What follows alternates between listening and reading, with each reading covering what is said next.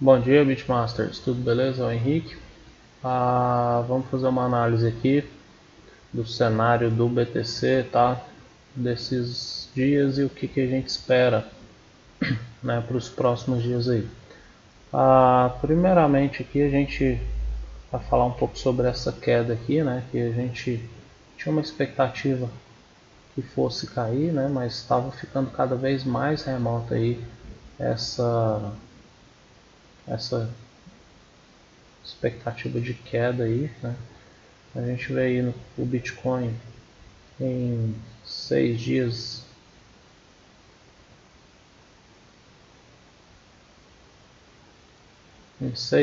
aí caindo 30%, né? Uma queda bastante significativa.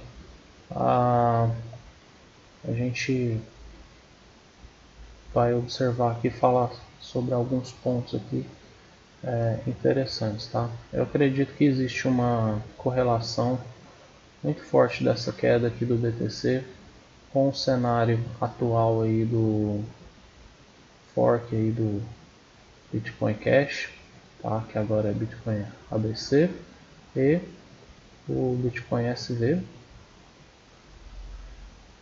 também correlacionado aí com o Beckett, né? E com a Fidelity, com os ETFs, enfim, com essa entrada aí do grande mercado aí, do mercado tradicional,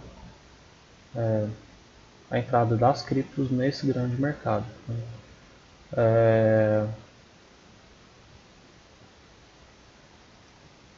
Vou mostrar um fato aqui interessante. Então aqui a gente pode ver que em 7 dias o Bitcoin caiu aqui 29%, 30% ali no gráfico. A gente pode dar uma olhadinha aqui na Ripple, né? Bem interessante aqui que ela caiu muito pouco aqui em relação ao BTC, tá? E também as outras altas, né?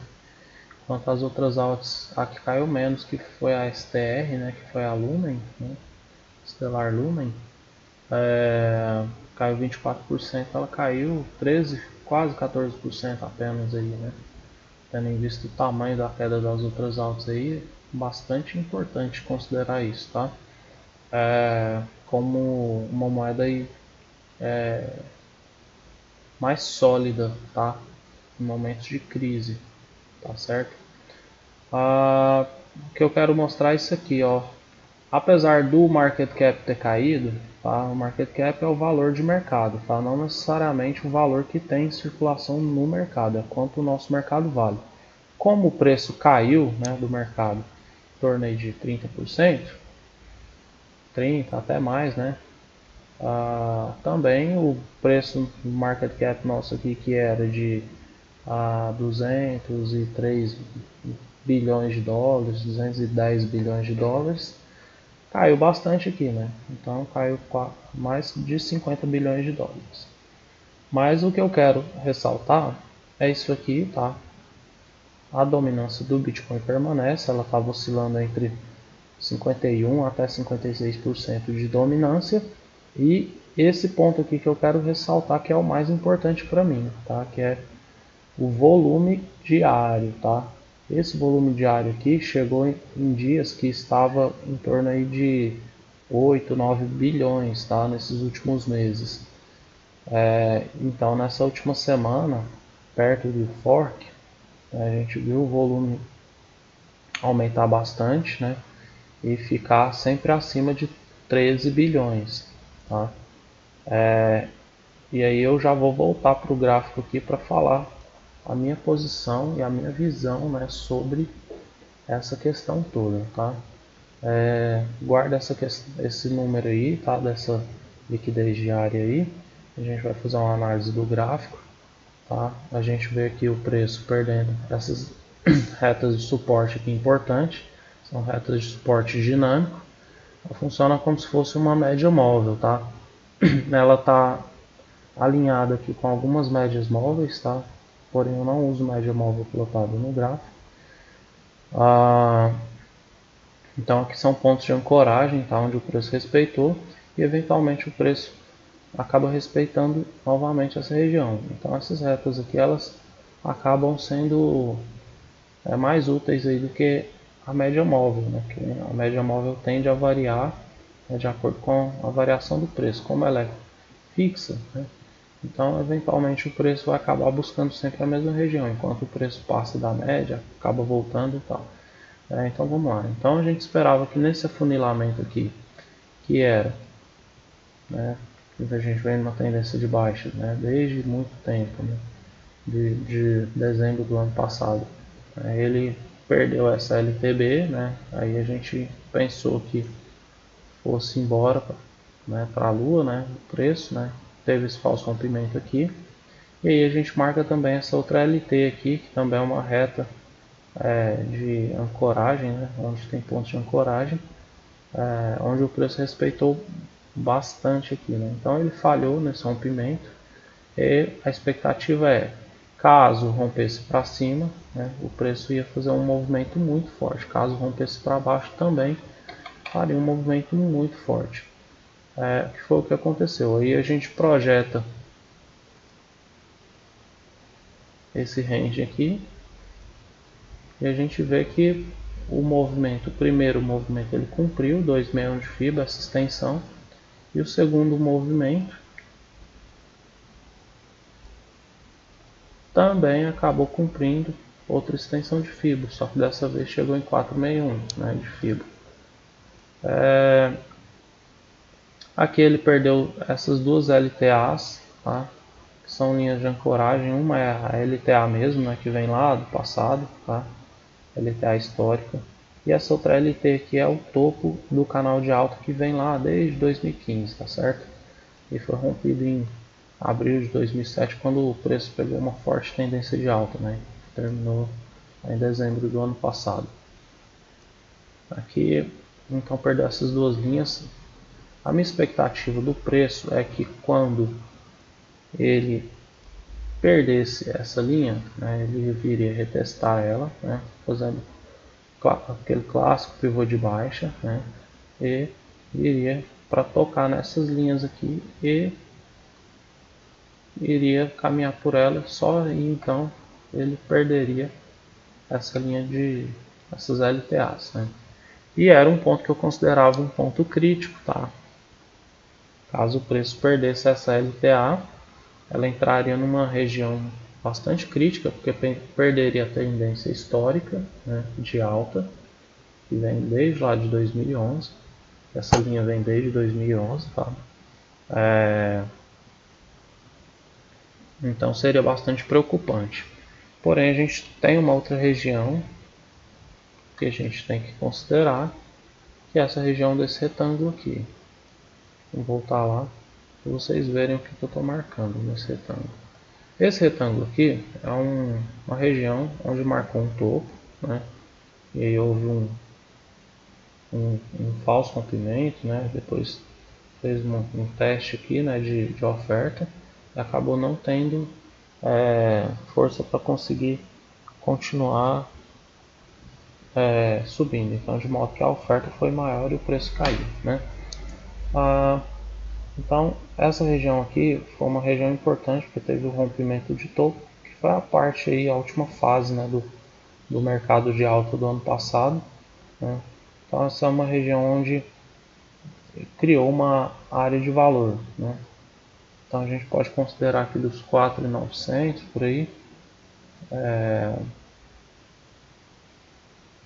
pode considerar aí dos 5.000 até aqui mais ou menos 3.400, tá? Essa região aqui eu vou considerar um falso rompimento, porque quando ele voltou e já confirmou aqui, está próximo aqui, que é essa linha de rompimento aqui também, desse topinho aqui. Então, vou considerar essa faixa aqui, tá? Então ele entra nesse momento aqui numa região bastante crítica, ao meu ver. Ele tem essa última reta aqui, tá? Que é uma reta de ancoragem que vem lá de 2011 também, lá do passado. Tá? Então essa linha aqui atualmente é a mais importante para o preço respeitar. E também ele está na última retração, usando esse fundo aqui como último fundo. Tá? Essa linha aqui era a retração de 78%, e essa aqui é a retração está um pouco abaixo, em 3.800 por aí, a retração de 80%. Vou mostrar ela aqui para vocês.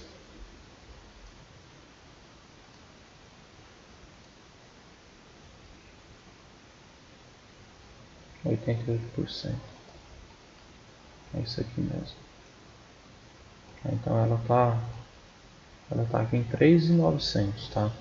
Então essa última retração importante aqui de FIBO, todas as outras elas são de certa forma desnecessárias.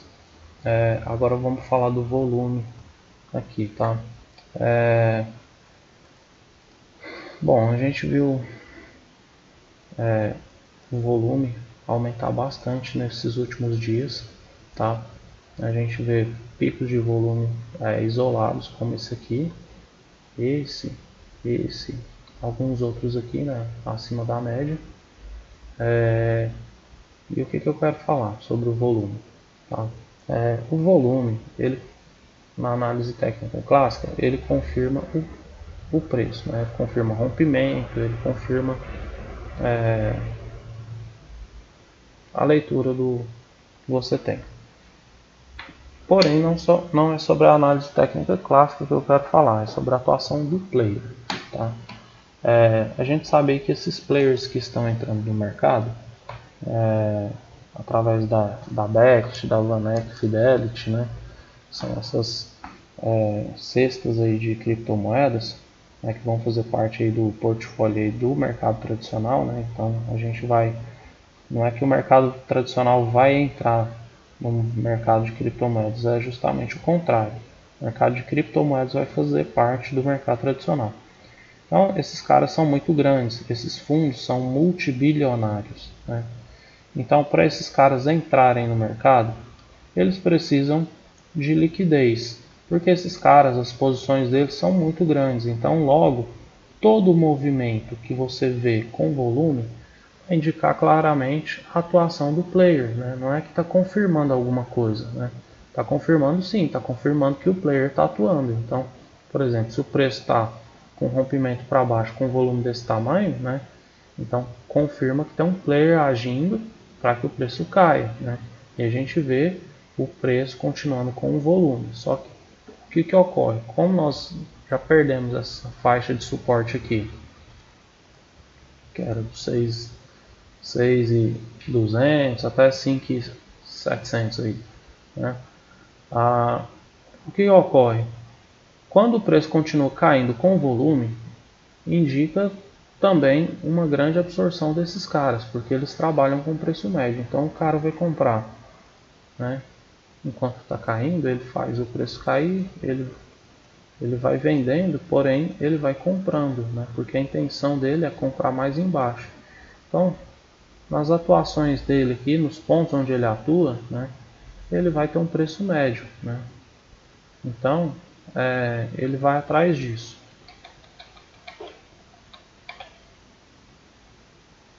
Então, no decorrer da queda, quando o volume continua, né, indica que o player continua atuando, né? Então, chegou nesse ponto importante, né? Entrou naquela região que era uma região de valor, né? Uma área de valor, né? Foi um rompimento de topo no passado, né? E onde o preço fez uma correção importante, que após o rompimento do topo confirmou, né? Então, a gente tem uma área importante aqui nesse momento. É uma área extensa, tá? De mais de $1.000 aí, né? Se a gente for ver. Então,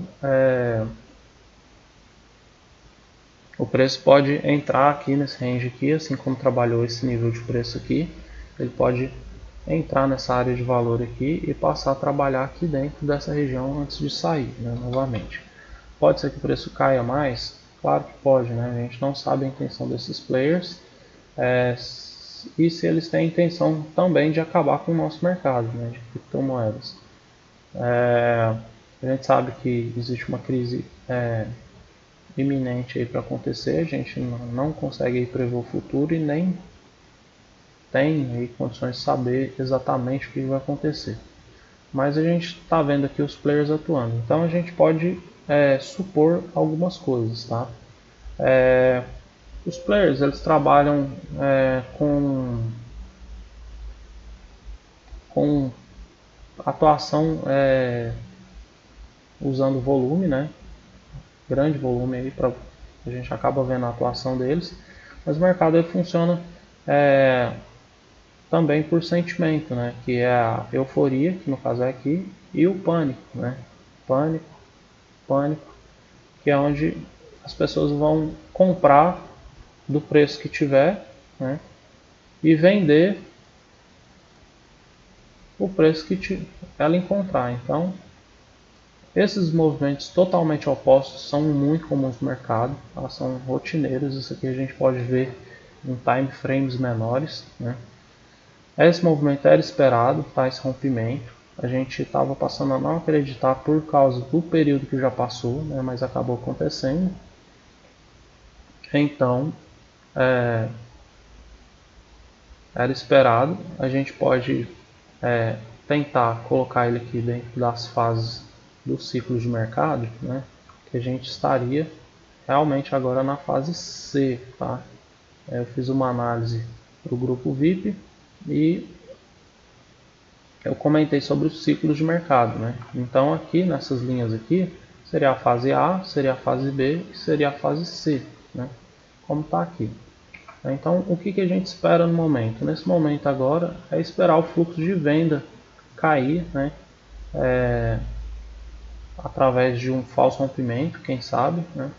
A gente pode esperar aqui que o preço faça um pullback, pequeno pullback, talvez, né? Venha, faça um movimento assim, tente romper e falhe, né? A gente deve ficar de olho nessa falha desse rompimento aqui, tá? Ou caso volte muito forte, ele provavelmente vai fazer um teste desse nível aqui, né? Então a gente também vai ficar de olho no teste de nível, tá? Teste de demanda, tá? Então nesse momento, como a frequência ainda está muito alta, ainda não é um momento interessante aí de se posicionar, né? É bastante arriscado. Se isso estiver dentro do gerenciamento de risco de cada um e você achar que vale a pena fazer, né? Então vai fundo, né? A gente está vendo que o volume de compra ainda é muito pequeno, né? Preço subindo sem volume, né? Então, na minha opinião, é um momento ainda de esperar, porque a gente pode ter o preço tentando buscar o fundo dessa região aqui, né? Desse range, dessa área de valor aqui do passado, né? Porém, a gente também tem que considerar essa linha aqui como uma linha bastante importante, né? Então, eu queria deixar vocês situados, né, das fases de mercado que a gente provavelmente a gente está numa fase C, né, como eu falei, e agora a gente precisa aguardar a confirmação do fim da queda, tá? Porque caso a gente se posicione e o preço continue caindo também, a gente vai acabar tomando stops desnecessários, né?